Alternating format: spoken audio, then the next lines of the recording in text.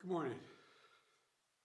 Last night, operating on my orders, the United States military forces successfully removed a major terrorist threat to the world, the global leader of ISIS, known as Haji Abdullah.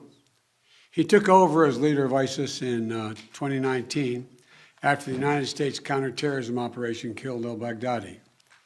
Since then, ISIS has directed terrorist operations targeting Americans, our allies and our partners, and countless civilians in the Middle East, Africa, and in South Asia. Haji Abdullah oversaw the spread of ISIS-affiliated terrorist groups around the world after savaging communities and murdering innocents. He was responsible for the recent brutal attack on a prison in northeast Syria holding ISIS fighters, which was swiftly addressed by our brave partners in the Syrian Democratic Forces. He was the driving force behind the genocide of the Yazidi people in northwestern Iraq in 2014. We all remember the gut-wrenching stories, mass slaughters that wiped out entire villages, thousands of women and young girls sold into slavery, rape used as a weapon of war. And thanks to the bravery of our troops, this horrible terrorist leader is no more. Our forces carried out the operation with their signature preparation and precision, and I directed the Department of Defense to take every precaution possible to minimize civilian casualties. Knowing that this terrorist had chosen to surround himself with families, including children, we made a choice to pursue a special forces raid at a much greater risk than to our own people, rather than targeting him with an airstrike. We made this choice to minimize civilian casualties. Our team is still compiling the report, but we do know that as our troops approach to capture the terrorist, in a final act of desperate cowardness, he, with no regard to the lives of his own family or others in the building, he chose to blow himself up, not just with the vest, but to blow up that third floor, rather than face justice for the crimes he has committed, taking several members of his family with him, just as his predecessor did.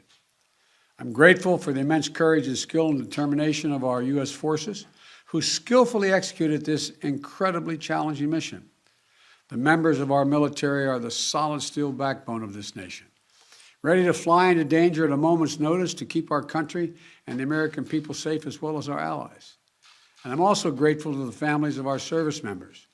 You serve right alongside these soldiers and sailors, Marines, Special Forces, the loved ones, giving them the strength and support they need to do what they do.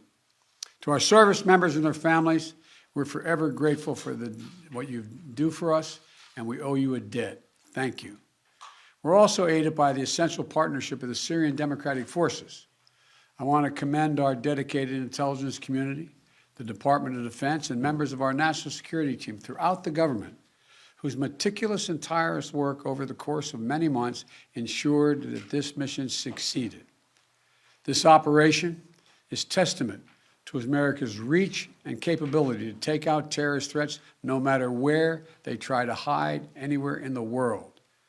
I'm determined to protect the American people from terrorist threats, and I'll take decisive action to protect this country. And we'll continue working with our close allies and partners, the Syrian Democratic Forces, the Iraqi security forces, including the Kurdish Peshmerga, and more than 80 members of the global coalition to keep pressure on ISIS to protect our homeland. We remain vigilant. We remain prepared. Last night's operation took a major terrorist leader off the battlefield, and it sent a strong message to terrorists around the world. We will come after you and find you. Once again, today, we continue our unceasing effort to keep the American people safe and to strengthen the security of our allies and partners around the world. I want to thank you all, and may God bless you, and may God protect our troops. I'm heading off to New York right now. I'm late, and I thank you for your time. Appreciate it. Mr. President, the threat from ISIS has been eliminated, sir. How many U.S. troops were involved, sir? Mr.